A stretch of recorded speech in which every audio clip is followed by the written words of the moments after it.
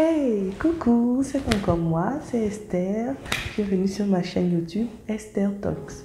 Je sais, ça fait énormément longtemps que je ne suis pas venue sur YouTube. Ça fait longtemps que je n'ai pas fait de vidéo. Après ma première vidéo, qui était une vidéo de présentation, il faut dire que tout cela s'explique par la grossesse. J'étais extrêmement fatiguée, j'avais beaucoup de choses à gérer et franchement, je n'avais pas la tête à faire des vidéos YouTube. Alors, je vous demande pardon, mais la bonne nouvelle, c'est qu'aujourd'hui, dans cette toute nouvelle vidéo, je viens pour vous parler justement de ma grossesse. Alors, le 30 janvier 2018, j'ai eu le privilège, la grâce de devenir maman.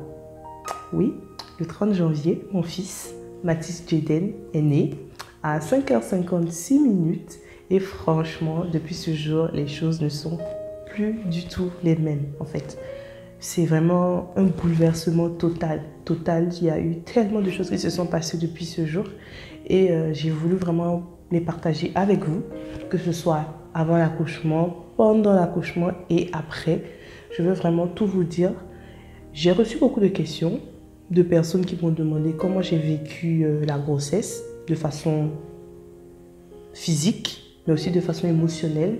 Certaines personnes m'ont demandé comment l'accouchement s'est passé parce qu'effectivement, j'avais dit sur Instagram que ça n'avait pas été particulièrement facile pour moi.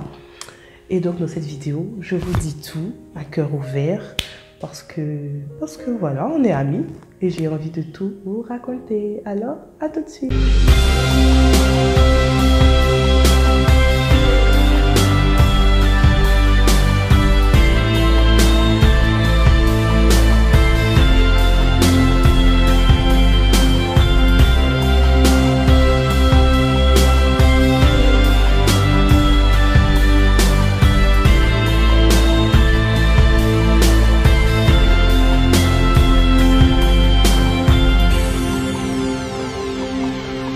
Alors, pour ceux et celles qui ne le savent pas, je ne suis pas encore mariée et c'est malheureusement dans ces circonstances-là que je suis tombée enceinte.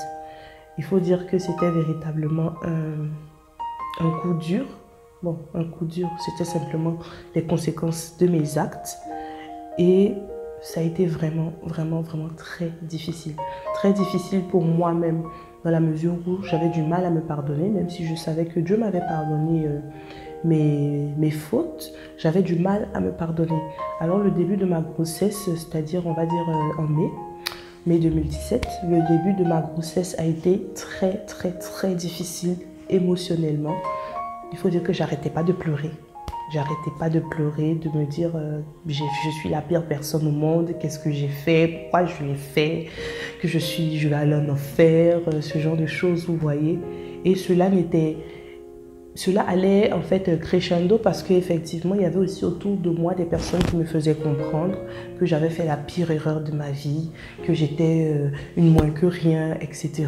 Et donc, c'était très difficile émotionnellement. J'ai voulu à plusieurs reprises, vraiment, je voulais vraiment fuir l'environnement dans lequel je vis. Donc, je vis à Toulouse. J'ai voulu fuir la ville de Toulouse. J'ai voulu repartir en Côte d'Ivoire. C'était vraiment un chaos total dans ma vie.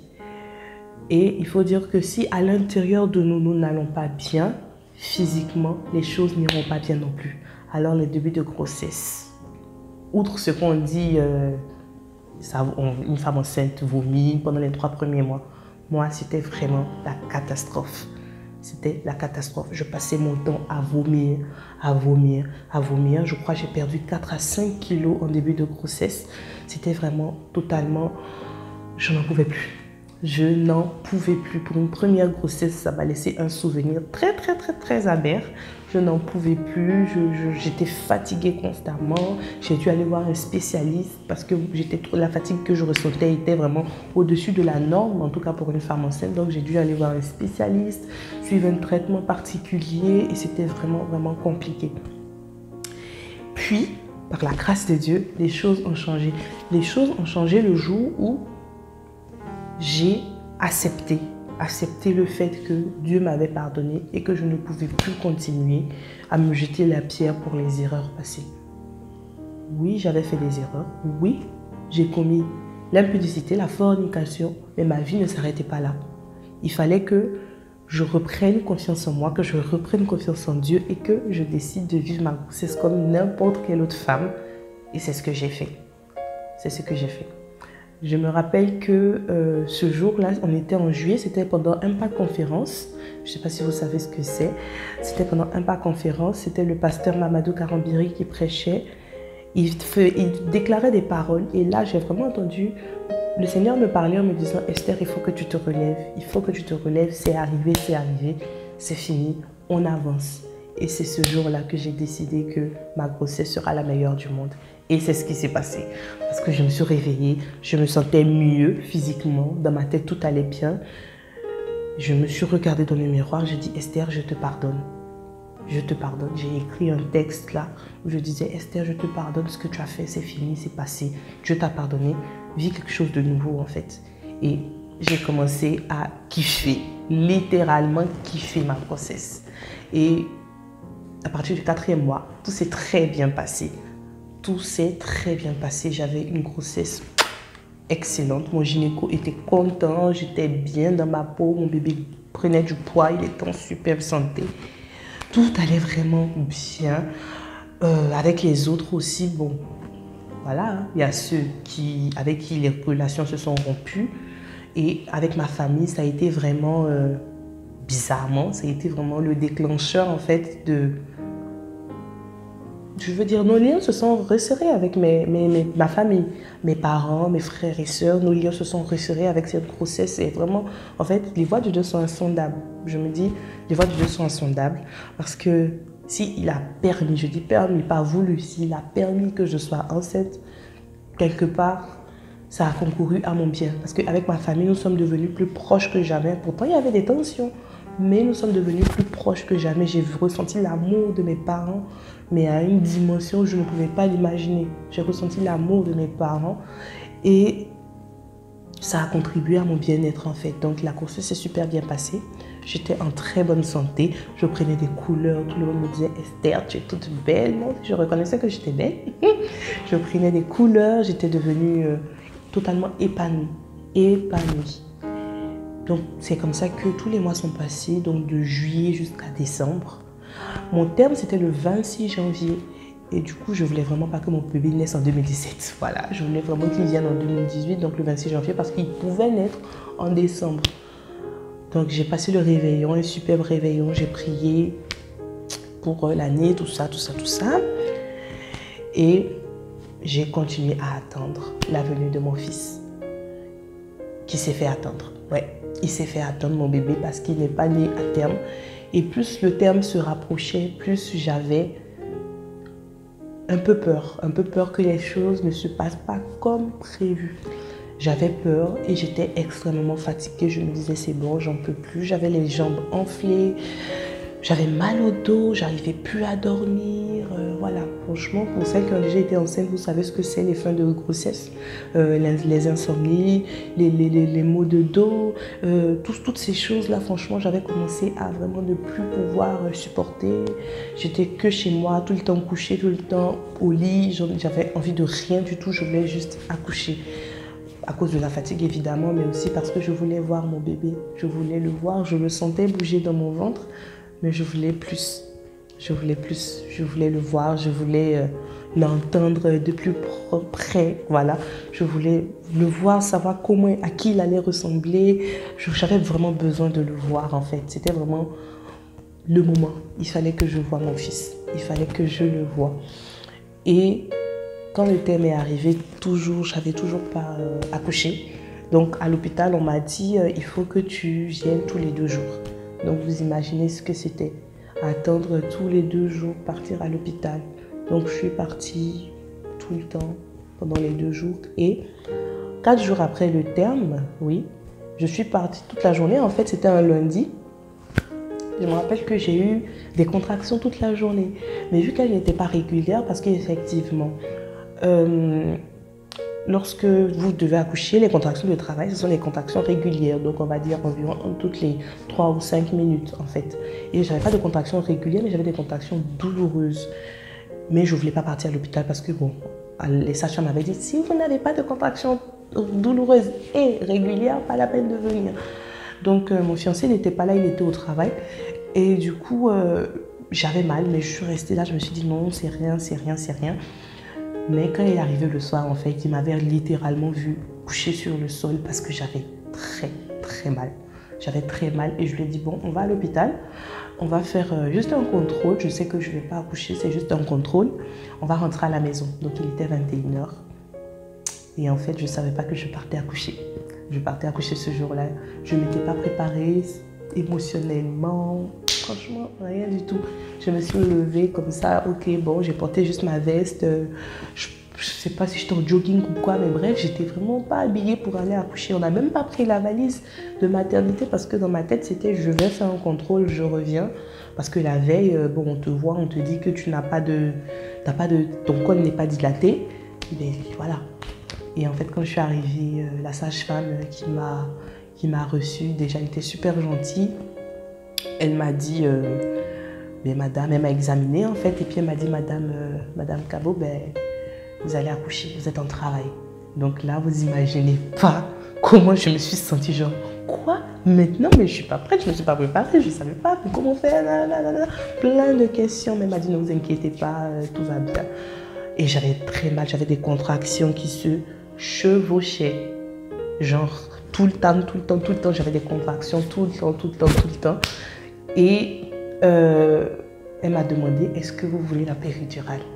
Ça, c'est la grande question. Donc, je réponds aussi en même temps aux questions que plusieurs personnes m'ont posées sur Instagram. Est-ce que vous voulez la péridurale? J'ai dit non. Elle m'a dit, bon, pourquoi vous ne voulez pas la péridurale?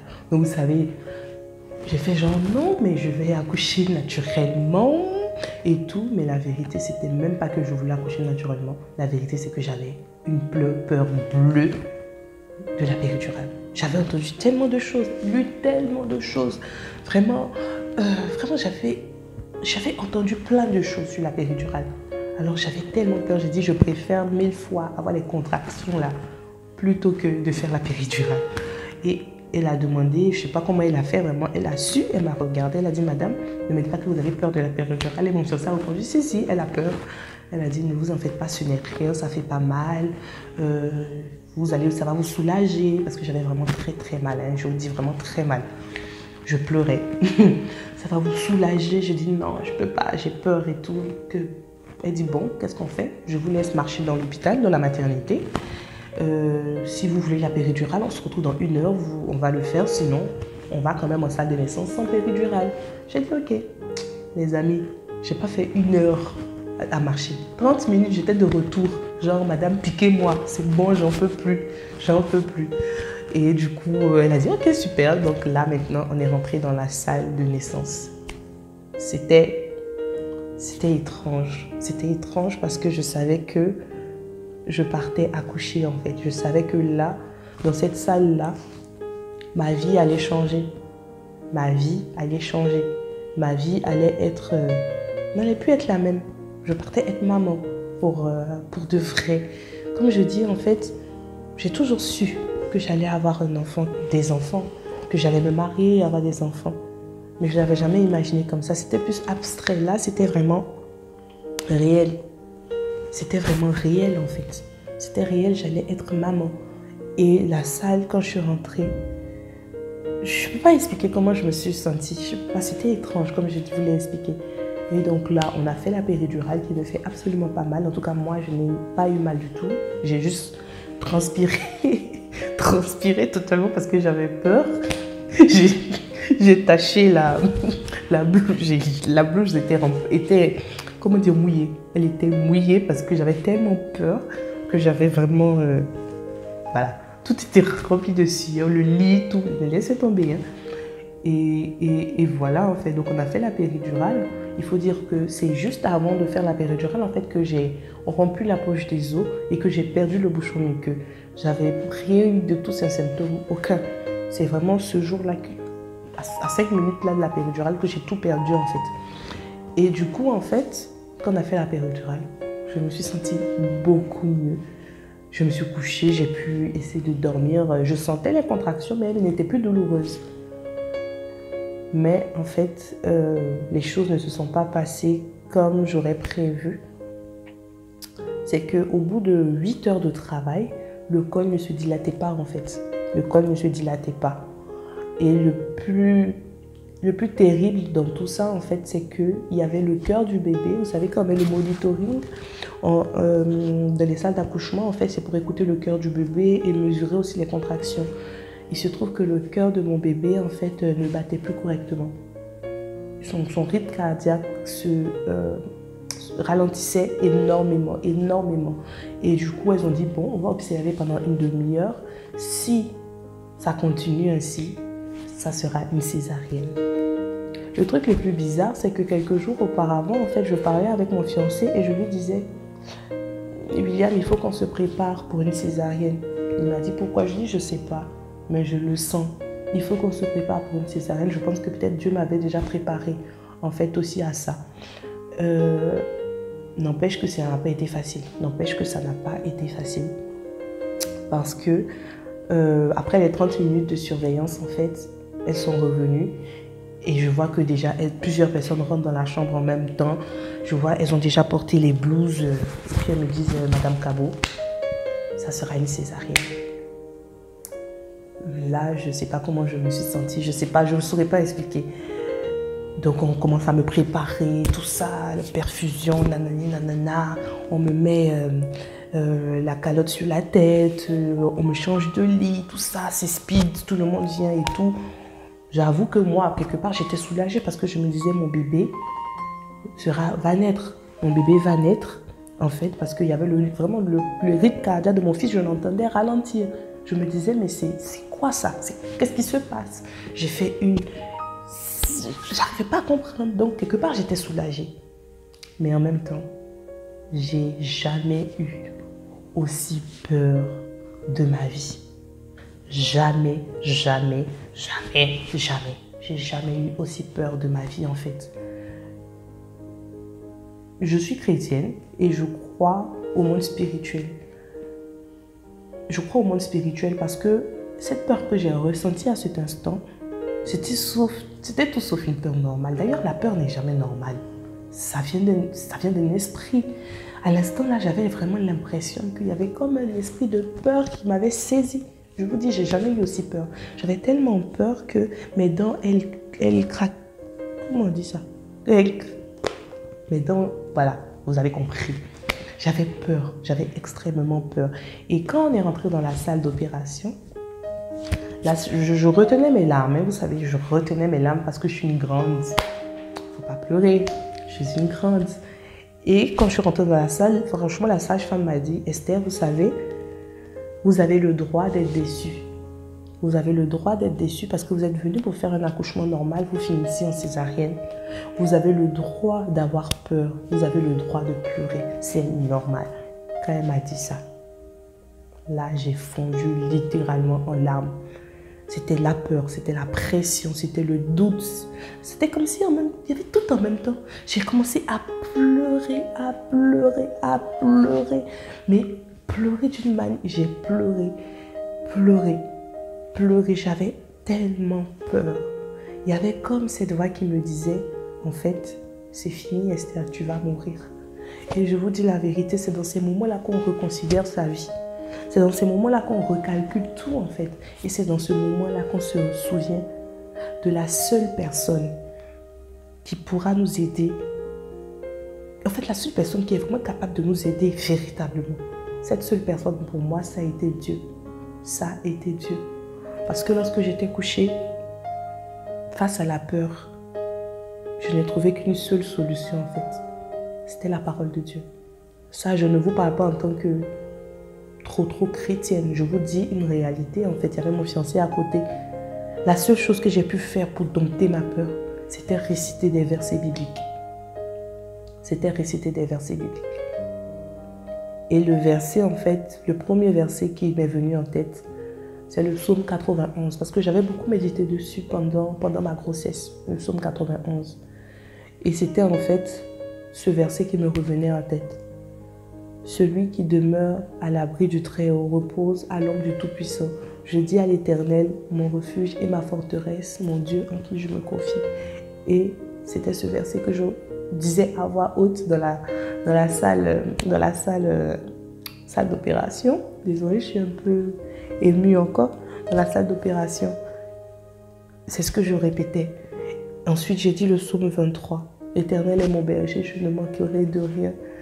Ça venait, tous les versets que j'avais déjà lus, qui parlaient de la peur, ou qui parlaient de l'assurance plutôt, de l'assurance, de la protection de Dieu. Tous les versets sont revenus dans ma tête. Philippiens 4, 6 qui dit « Ne vous inquiétez de rien ». Ce verset-là est revenu dans ma tête. Il est revenu dans ma tête. J'ai commencé à chanter des chants.